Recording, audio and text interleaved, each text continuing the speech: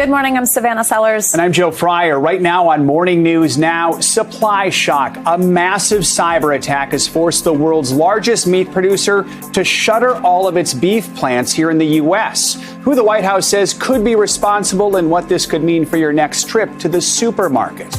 Deteriorating. The past year of the pandemic is now bringing to light decrepit conditions in some of our nation's poorest school districts. This does not look like America to me. It looks like we're in a third world country. We'll bring you exclusive footage inside one of Philadelphia's most worn down schools. In jeopardy, doctors across the country who care for transgender minors are now bracing for a litany of state bans on gender-affirming therapies. How the bills are affecting trans youth. Well, Florida's governor signs a bill banning transgender women and girls from school sports into law. And into the great wide open, 2 Russian cosmonauts are now in the home stretch of a 6.5-hour spacewalk outside the International Space Station. We'll tell you about the updates that they are making to that station.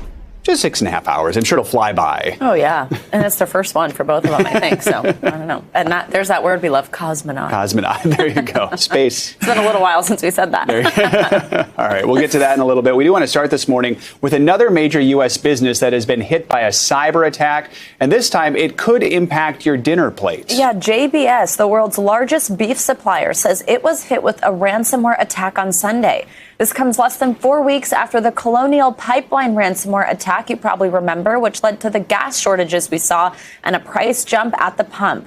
Our team this morning has everything you need to know. NBC News Now correspondent Dasha Burns, NBC News White House correspondent Mike Memoly, and NBC News national security analyst Clint Watts. Good morning to all of you, and I will begin with NBC News Now correspondent Dasha Burns. Dasha, hey there. So what is JBS saying about this cyber attack and how much of its operations have been impacted? We just heard Joe say all of its beef plants are shut down.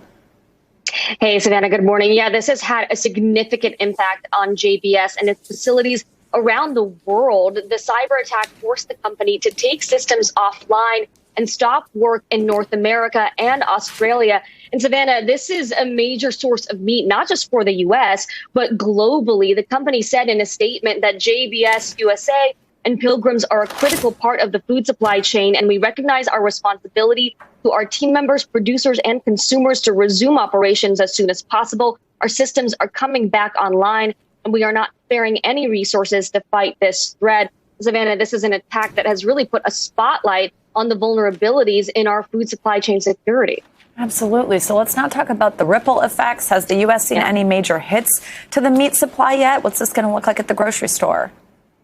Well, the impact on the industry was pretty swift. According to the USDA, U.S. meat packers slaughtered 22% fewer cattle compared to a week ago, and it was down 18% compared to a year ago. Pork processing was also down.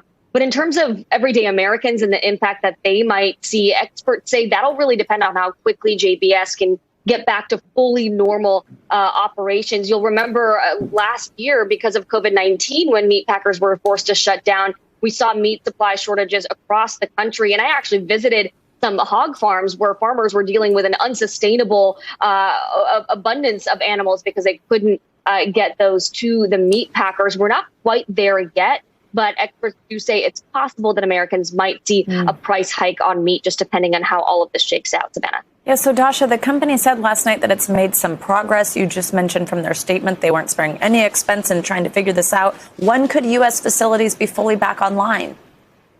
Yeah, last night they said they made significant progress, and they say that the vast majority of their facilities could be back online today. We've already seen some Facebook posts and some union groups saying that facilities are set to have a normal production day today, like at their facility in Greeley, Colorado. So hopefully things back up and running pretty quickly here, Savannah. All right, Dasha, thanks so much.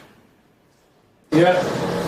Now let's go to NBC News White House correspondent Mike Memoly in Washington. So, Mike, how is the Biden administration responding to this cyber attack?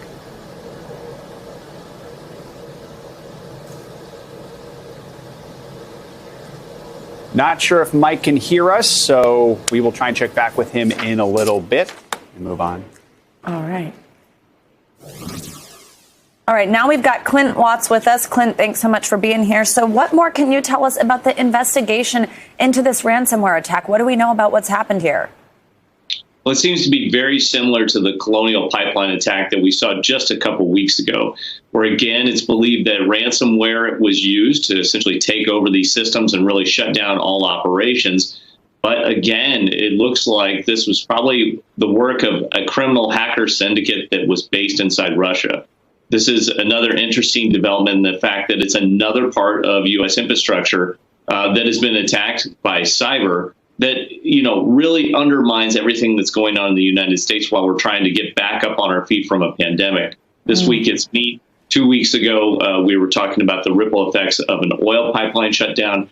All of these impacts, though, are coming from not a nation state, but a criminal group that resides in a nation state. And we are 2 weeks now from the Putin-Biden summit. I think that's going to be one of the top topics that is going to come up during that summit. Now, Clint, you mentioned, this targets two major U.S. industries.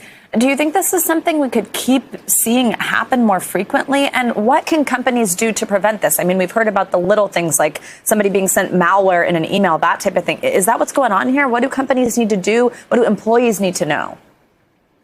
Yeah, the reason this is so easy for perpetrators is it really comes down to spear phishing. It is just about volume. If you send out enough emails that have payloads in it, someone's bound to click on it at any one of these companies. And it's very hard to defend against it once it's inside the system. Separately, though, you're seeing companies take on new ransomware procedures and new backups, essentially, of their data. But even if they have a backup of their data and all their control systems, if the system is locked down, it still takes a while, as we're seeing with JBS here. I think you'll see them come back online today. It still takes a while for those systems to come back online. Ultimately, we have to go after the offenders, which is the people that are conducting these cyber attacks. The reason that it is happening so often is because it is so profitable. Ransomware has become a highly profitable industry in the cyber criminal underground. And we are watching essentially what is called state harboring of cyber criminals overseas who are allowed to attack the U.S., which is the richest market from their perspective, almost across the board without any sort of retaliation. So that will have to change or the attacks will continue. And Mike, we'll bring in White House correspondent Mike Memoly in Washington. Mike, can you tell us a little more about how the Biden administration is responding to this attack? Well, the White House says it was informed of this latest ransomware attack on Sunday. It has been in daily contact with JBS officials, often multiple times a day since then. The Department of Agriculture is taking a lead role in trying to deal with potential impacts to the food supply. The FBI playing a lead role in terms of the investigation. Now, a White House official says that the White House was informed by JBS that this appears to have originated with an entity based in Russia. And that's why the White House says it is now engaging directly with the Russian government to send them the message that responsible states do not harbor ransomware criminals like this. Now, the White House has talked about this in the past, this new frontier, the Wild West of cyber warfare. It's clearly an issue that this White House has now had to deal with multiple times on multiple fronts, and is going to require an increasingly stepped up response over time. And Mike, Clinton mentioned this, but this all comes ahead of the Putin-Biden summit, which is set for June 16th, a couple of weeks from now. Tensions are already high. What can we expect from that meeting? Yeah, I was traveling with the president yesterday. The White House pressed on this yet again about why they're still having this meeting without preconditions. Isn't this something that might trigger the White House to call off a meeting? Well, the White House Deputy Press Secretary Karine Jean-Pierre said they don't view this meeting with President Putin as a reward. They say President Biden is the most effective advocate for U.S. values, for U.S. ideals here, and having these direct confrontations, face-to-face conversations are really important in making it clear where the U.S. stands on these issues. As Jean-Pierre said, there's no substitute for these face-to-face interactions. Now, Clint, we're talking about how the summit is coming up, but if Russian hackers are responsible for this, what can the Biden administration do here? I think there's several options that they'll probably start to consider. One is there's always been talk of what is essentially offensive cyber operations to take hackers offline. Now, if they are residing inside Russia and on Russian infrastructure, this is essentially a national conflict to a degree. And so that might be something that would be a warning that would be issued. Separately, they could, again, go back to a tried, technique, but one that hasn't been particularly effective, which is sanctions against the Russian government and against different entities. So they could essentially do indictments, levy those sorts of charges. I think the next big thing then really comes down to what would the U.S. do to protect its own systems. That's a third phase, really, that's there. And finally, I think you're seeing an administration that takes cyber very seriously. They're staffed much better for that. But there are limits to what they can do to protect the private sector. And there's going to be need really across all of our sectors, all of our critical infrastructure in the next 4 years. Is going to need to be a massive increase in terms of cybersecurity defenses and intelligence and information sharing across the board. Really becoming a big issue right now. Clint Watts, Mike Memoly, thank you both so much. And Mike, stand by. We'll check back with you on some other topics in just a little bit. Thank you. Now to the battle against coronavirus. Moderna is now seeking full FDA approval of its COVID vaccine. Back in December, the two-dose vaccine was granted an emergency use authorization for Americans 18 and older. 6 months of data is needed for companies to apply for the full approval. This could help raise public confidence in the shot, an important step in addressing vaccine hesitancy. Just last month, Pfizer became the first drug maker to apply for full approval of its vaccine. Another big headline on Tuesday, New York City reported 0 new COVID deaths, the first time that has happened since last July. The one-time epicenter also has one of its lowest positivity rates since the pandemic. Less than 1% of COVID tests are coming back positive. As of now, 43% of all New Yorkers are fully vaccinated. In West Virginia, those who get vaccinated could win some major prizes, like a chance to win a college scholarship or a new pickup truck. It's part of a new push from the state to get more shots in arms. Right now, 41% of residents there are fully vaccinated, and 51% have had at least one dose. NBC News reporter Gary Grumbach joins us now from Berkeley Springs, West Virginia. So, Gary, what are you learning about this new incentive plan to help get more people vaccinated? We mentioned some of the prizes. What else can folks win?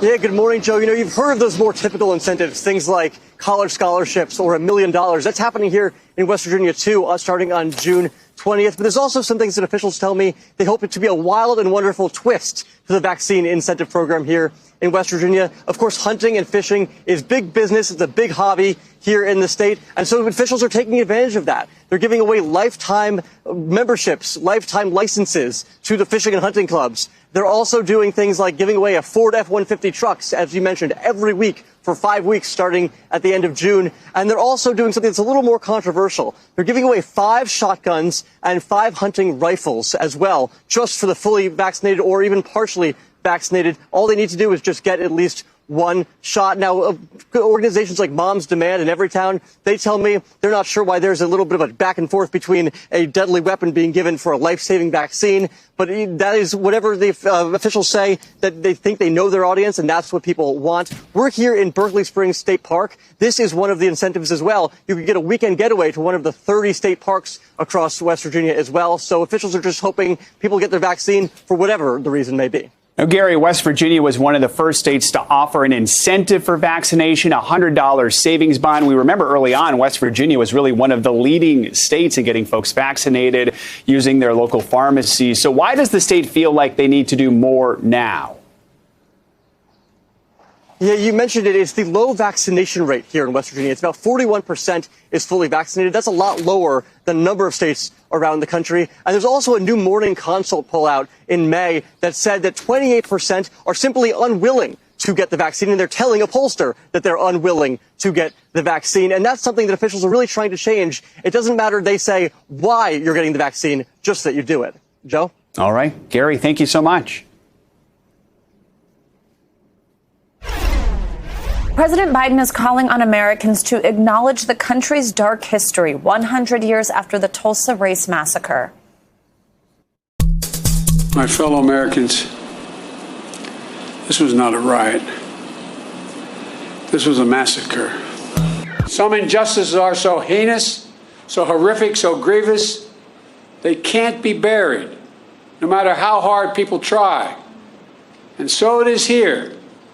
Only with truth can come healing and justice and repair. Only with truth. Yesterday, President Biden became the first sitting U.S. president to visit Tulsa to commemorate the 2-day stretch of violence back in 1921 when a white mob descended on a prominent black community, killing hundreds and leaving thousands without their homes and their businesses.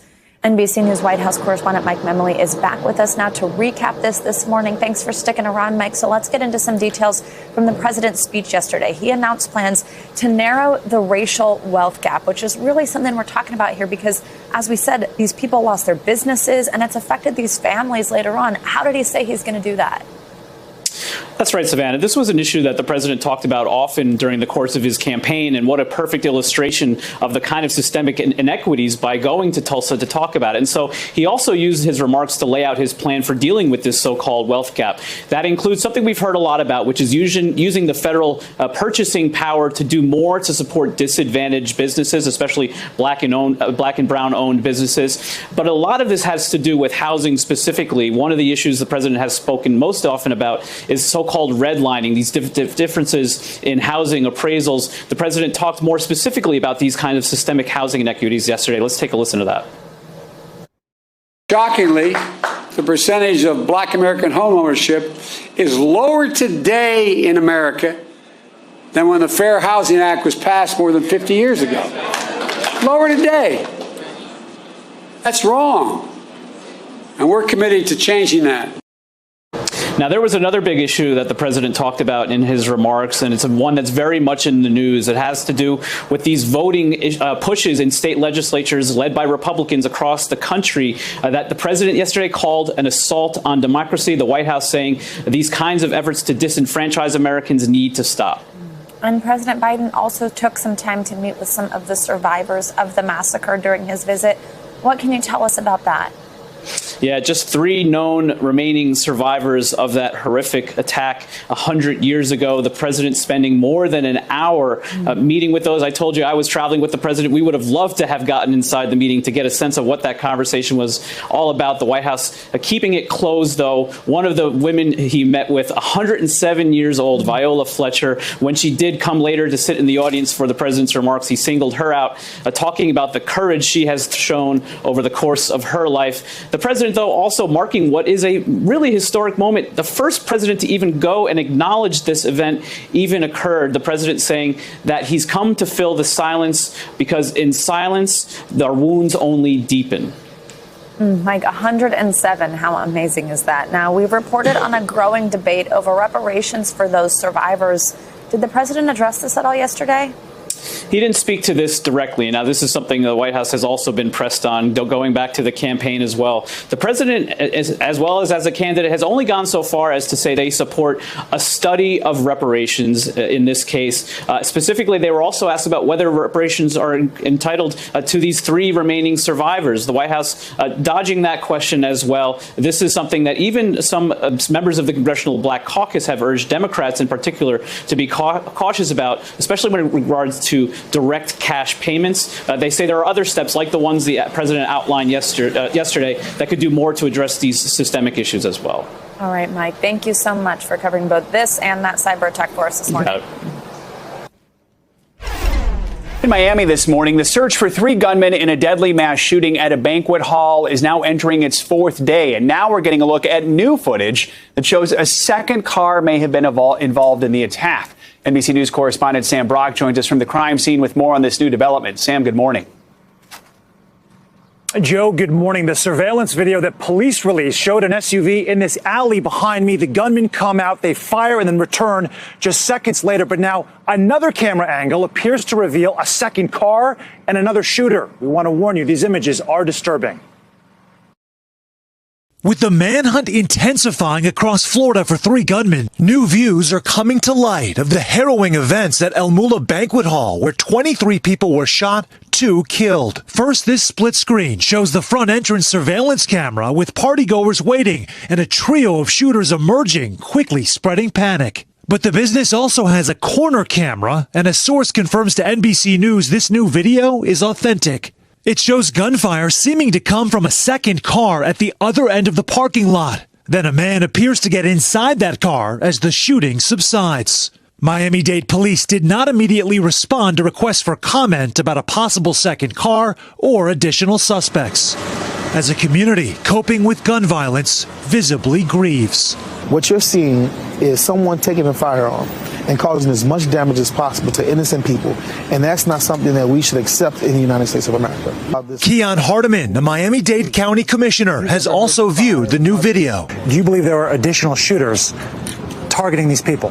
The videos that I've seen, to me, indicate that there is another vehicle that's involved. There is another shooter that's involved, at least one. As this manhunt enters its fourth day, violence has unfolded with regularity recently in Miami. From a brazen shooting last week where a man fired his weapon in broad daylight, hanging out of a car window, to a South Beach confrontation outside a famous restaurant. And this past week was just out of control. Seemingly no space safe as Miami-Dade's mayor addresses what she calls a dangerous cycle spawned by a few bad actors. Will this leave a scar on Miami-Dade? Nobody ever recovers from this kind of violence. The mayor stressing they will do whatever possible to prevent this kind of tragedy from happening again. And Joe, that starts in just a matter of hours at a board meeting in Miami-Dade County later today. We're going to be talking about intervening in young people's lives before they pick up a gun. Joe and Savannah. All right. Sam Brock, thank you so much. Appreciate it. Let's get a check on your morning news now weather. Which means Bill Cairns joins us now. Hi, Bill. Good morning. Hey, good morning, guys. So yesterday we did break numerous record highs in California. Today we're going to spread the wealth. We're going to make it not just California. We're going to spread some record highs into other areas of the West, too. So let's get right to it. The heat is unusually warm for this time of year, especially where you see the bright red, the pink, and the white colors. Spokane, Washington today, record high likely. 94, record is 92. Reno has a chance of breaking your record. Fresno should be close to your record today. You get the picture here. Vegas to Pocatello. Even areas up in Montana have a chance of breaking your record highs. And so I put this map together of all the cities that have a chance or should be close or to breaking your records. And you notice that the heat's starting to spread through Montana, even into North Dakota. So eventually, some of this heat is going to spread spread across the country. So for today, 10 million people are under heat warnings. That's for dangerous temperatures, especially up to about 110 degrees. And as we mentioned, several records possible. And in the east, get ready for more soaking rain. So it's just every single day I feel like I'm saying the same thing. Hot, dry in the west and rainy in the east. So that rain this morning, it's an umbrella day. Indianapolis to Columbus to Cleveland, all the way through Lexington to Louisville, through Nashville, down to Tupelo, Birmingham, Montgomery, Mobile. Everybody bring your umbrella today. You're going to need it. And eventually all this wet weather will be on the East Coast tomorrow. So today's a dry day from the Carolinas to New York. But as we go throughout tonight and then during the day tomorrow, it's going to be a soaking rain from Philly to New York to Boston.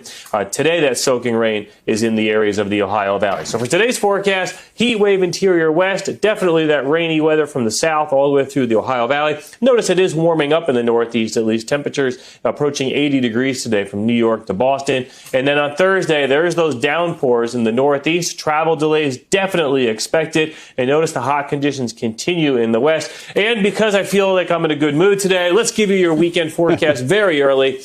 Showers on Friday linger in the northeast, still dealing with rain in South Texas. Saturday, get ready for summer-like conditions. The Great Lakes gets much hotter. Temperature near 90 in Green Bay. That's when you know it's warm. And then the warm-up begins Saturday, very summer-like in the northeast. And I'm afraid some people are even going to say it feels hot by the time you get to Sunday in the northeast with record highs possible. You notice the people that can complain the most down along the Gulf Coast as the rain continues. So it's shorts and T-shirts from here on out. Put away those coats from now on in the Great Lakes in the Northeast. You heard it here. Yeah. We just got a bonus forecast there, too. Yeah, I was just going to say a weekend forecast on a Wednesday. I love it. We're already thinking ahead. Thanks. I know. I'm feeling giddy, right? Yeah. I'm only working 4 days this week anyway. So spoil us, Bill. All right. See you in a little bit. Coming up, as temperatures soar on the southern border, migrants' journeys are becoming all the more perilous. A rare look at their experiences next.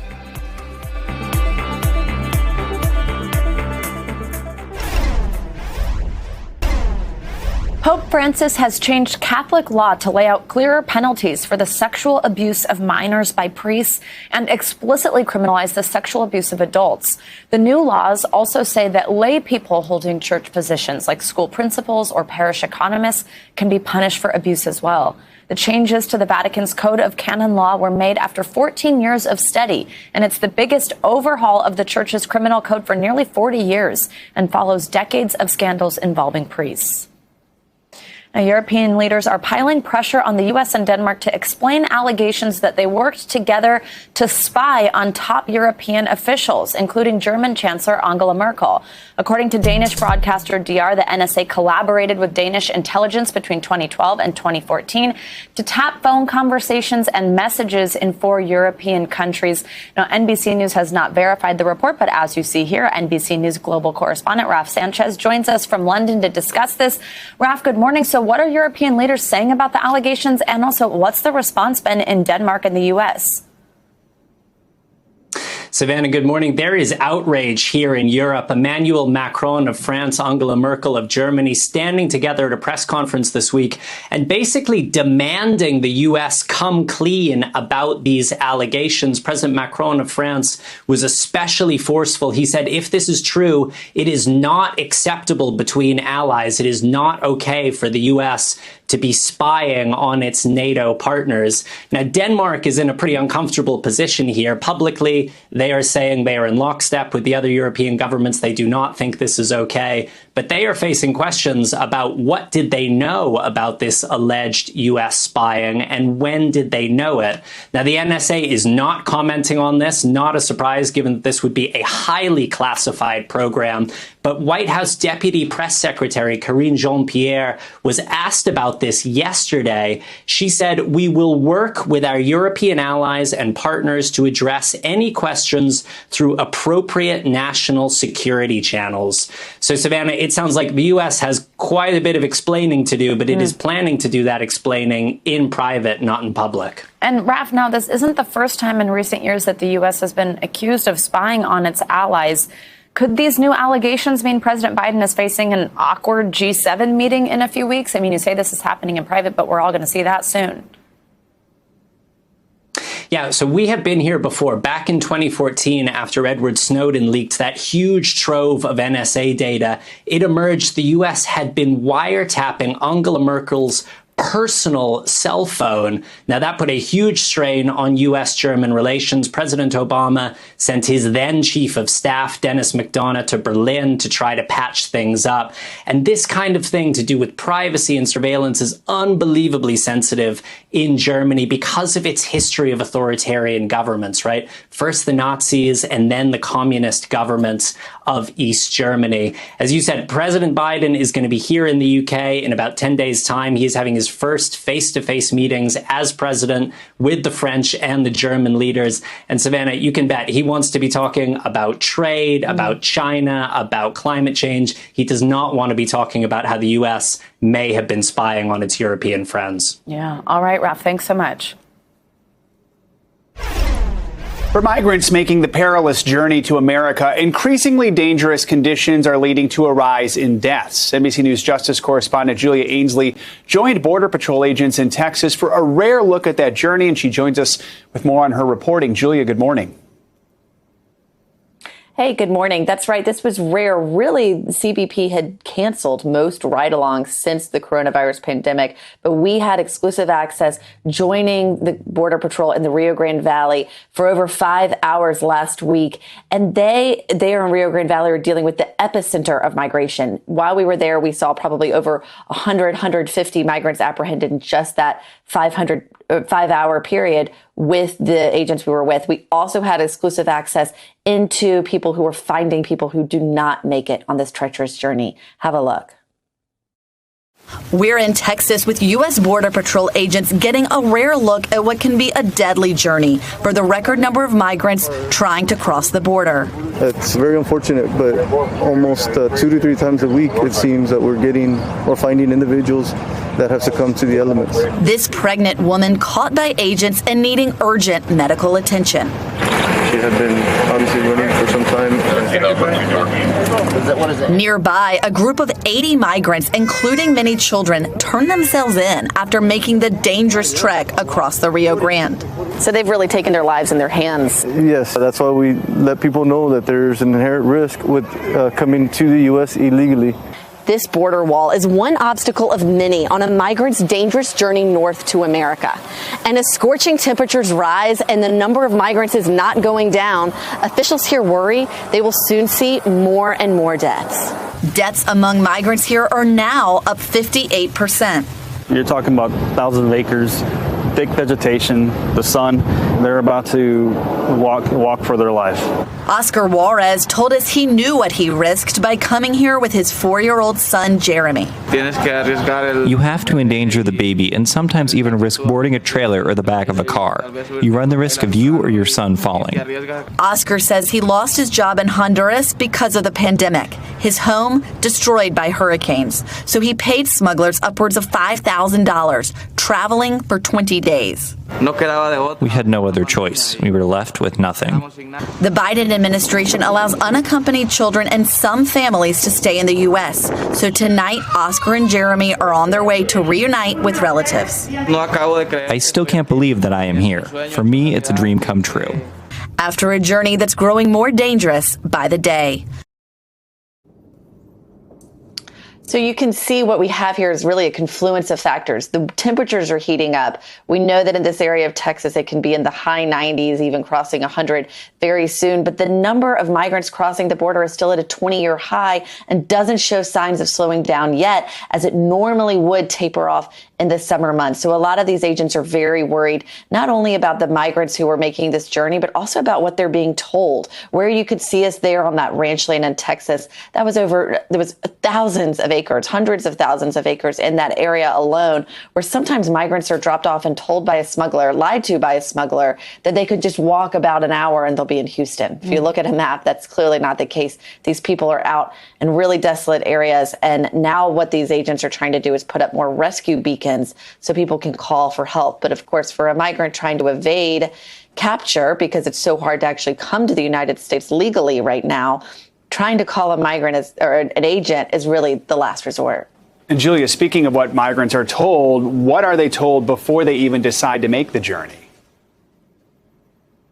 Yeah, that's right. So not only are they told this will be short, this will be easy, but they're told a lot of times they'll get a permiso. I mean, right now, it's a Biden administration policy not to guarantee anyone can come to the United States except for unaccompanied children. There are some exceptions for others, for single adults and for families, but really it's only children who come in unaccompanied who are guaranteed. But that's not the message that's being relayed to these people. There was a mother and her 10-year-old daughter that I spoke to on the side of the Rio Grande River. They were exhausted, and she said, "Oh, I thought we would be able to stay."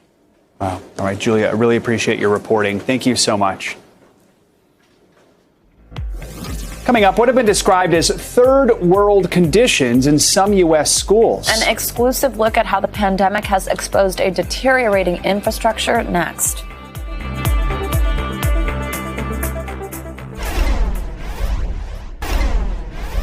Early this morning, 2 Russian cosmonauts began a spacewalk outside the International Space Station. The pair were expected to spend about 6.5 hours getting the station ready for the arrival of a new Russian module.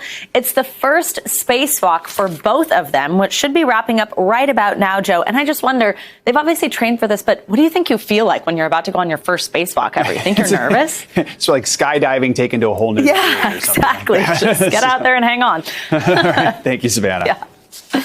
As Congress debates infrastructure, some schools across the country are sounding the alarm on decrepit conditions inside their buildings. NBC News got an exclusive look inside Philadelphia's Furnace High School. Students and staff are dealing with a building that has asbestos, lead, a condemned 4th floor, a rotting basement, and mouse droppings. The school's principal says it's no longer safe. But you look around, it's like, this does not look like America to me. It looks like we're in a third world country inside the building. That is sad. It's sad that they're not getting the full experience of the American education system that we're providing. NBC News correspondent Heidi Prisbilla joins us now outside that school in Philadelphia. So Heidi, this school year has already been tough because of the pandemic. So what is it like for the students and teachers who are going into that building every day? Well, good morning, Joe. This is actually a beautiful school architecturally. Furness High School was built in 1912. But if you talk to teachers, parents, and some students, they say that it is very difficult for them to actually come into this building, and that when they do, it's difficult to concentrate because of all of these conditions that have been outlined in a recent report from the Philadelphia Federation of Teachers Welfare Fund. Take a listen to what they had to say. Like the walls are really bad, like they're almost falling, and they don't look nice, as in like to approach the school. Half of our furniture for classrooms, they're like, I don't know, they're broken, so half of the time you're like leaning or something. One time during, I forgot which room was it, like the whole ceiling just went down. That was my room too. And it almost hit a teacher. But the ceiling, the whole ceiling? The ceiling went you down. mean no, a piece only of the like ceiling? a piece, like a square part, big piece of plaster. It went down, and then we were all shook, and I couldn't concentrate during my test. So this is the conditions under which we're telling many of these students, many of them who are new to this country, that they're supposed to pull themselves up by their bootstraps, Joe and Savannah. And yet we talked to others as well who had similar circumstances, like a teacher who said her asthma worsens. And that principal, he said he has an unexplained rash that is also shared by other members of his staff. Wow, trying to imagine taking a test and suddenly parts of the ceiling are falling down on you. Now, we should note, Heidi, this is not just a Philadelphia issue. What are some of the problems that schools are dealing with nationwide? Correct, Joe. The General Accountability Office in Washington did outline for the first time school facility conditions in the United States in 25 years. This report coming out finding that, for instance, 36,000 schools nationwide are in need of major renovations to their HVAC systems. That has real implications, for instance, for mold, air quality. And I've also been talking to officials in a number of cities around the country. For instance, in Detroit, the superintendent there used those words as well, third world conditions. He said that, for instance, his classrooms can become like ovens in the summer, and in the winter they're freezing. They've actually had to close down schools. The GAO report also showed us a boiler in Rhode Island that is still operating since 1930. So the GAO is putting out a report on this, which begs the question, what kind of help are schools getting right now from the federal government, and what kind of help do they want to get? This is the confusing part. There's already been $193 billion that is going to be appropriated to schools as part of COVID relief. And a lot of individuals look at that and say, hey, that's a lot of money for these schools. But if you look at the fine print, there are so many needs right now. And they actually discourage the type of major renovations that would need to be done to schools like Furness. This is a problem that is systemic, guys. This is the way that we fund schools, through local tax bases. We have had deferred maintenance for decades and decades, and now the bill is coming due. It's just because of COVID that we're actually taking a closer look inside of these buildings. Eye-opening look at that. Heidi, thank you so much. Appreciate your reporting. Coming up, Florida has become the latest state to ban transgender women and girls from playing on sports teams in public schools. The legal challenge is mounting against the state's Republican governor. Next. Time now for our CNBC Money Minute, the biggest financial headlines of the day and why they matter to you. CNBC correspondent Contessa Brewer is back with us today. Hey, Contessa, good morning. Hi, Savannah. Hi, Joe. Yeah, listen, it's official, guys. Amazon Prime Day over 2 days this year, June 21st and 22nd, because one day is just not enough.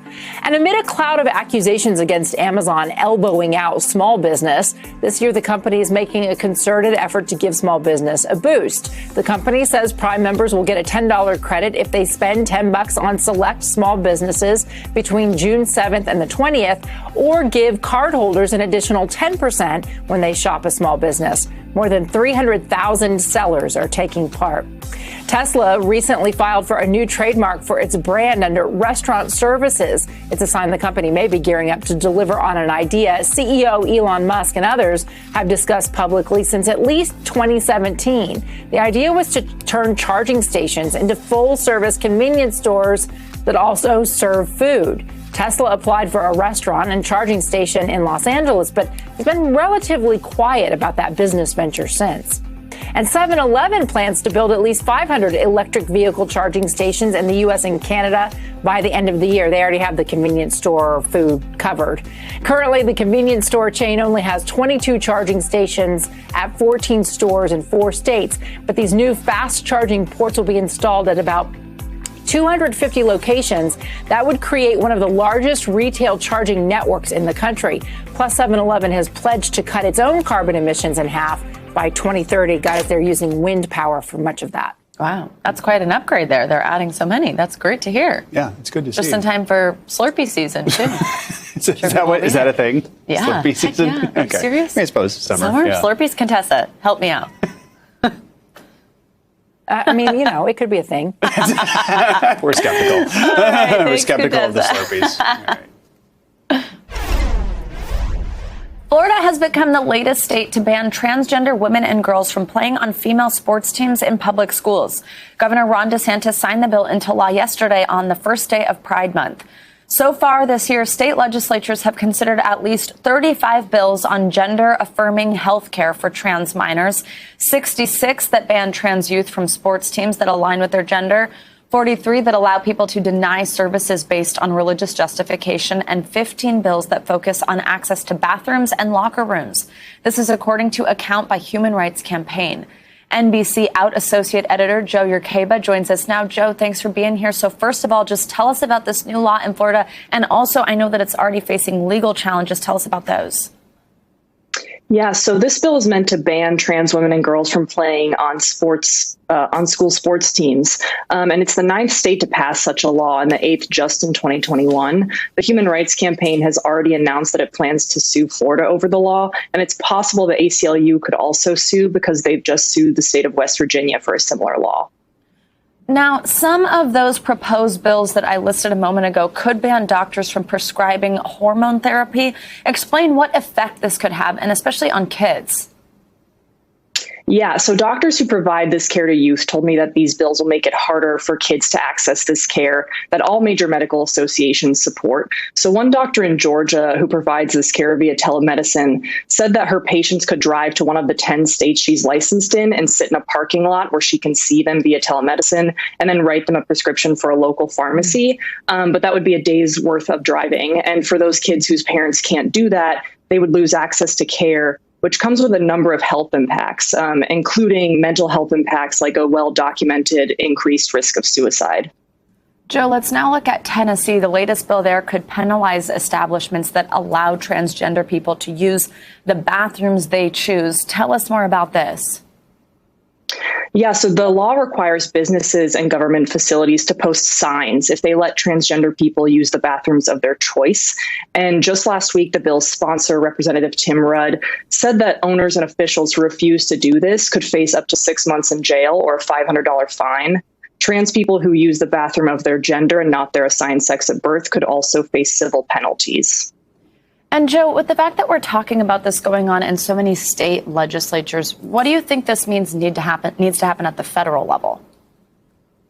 So at the federal level, President Joe Biden has really called for Congress to pass the Equality Act. It's been stalled in the Senate since a Senate committee hearing in March. And the Equality Act would provide the first federal protections from discrimination for LGBTQ people, especially trans people, in healthcare, public accommodations like businesses. So the Equality Act would really sort of get in front of a lot of these bills and immediately make it so that they conflict with federal law.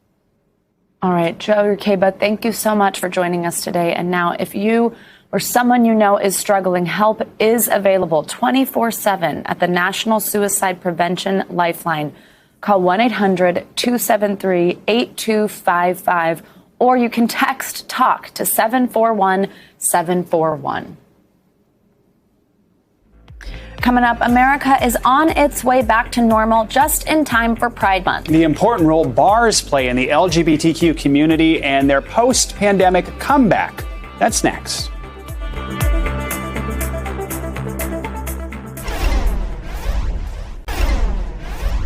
Pride Month is officially upon us, and this year's celebration certainly won't look like last year's, which was mostly virtual, but it won't quite look like 2019 either. This morning, we're looking at how Pride will be celebrated and also where the bars that have provided safe spaces for the LGBTQ community for decades.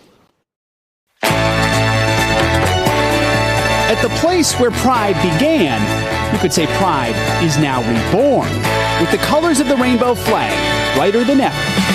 For the first time in probably a year and a half, New York's going to scream out and say we're back again. And I think you're going to see people just crowded into streets, hopefully just shooting rainbow glitter everywhere. With restrictions lifted in New York, it's nice to be able to have that space again. The historic Stonewall Inn is welcoming back patrons just in time for Pride. What do you think it's going to look like here? Oh, it's going to be packed with people. Owners Stacy Lentz and Kurt Kelly know it's not just a party. Pride commemorates what happened at Stonewall in 1969 when the LGBTQ community fought back during a police raid. Then and now, bars have been vital.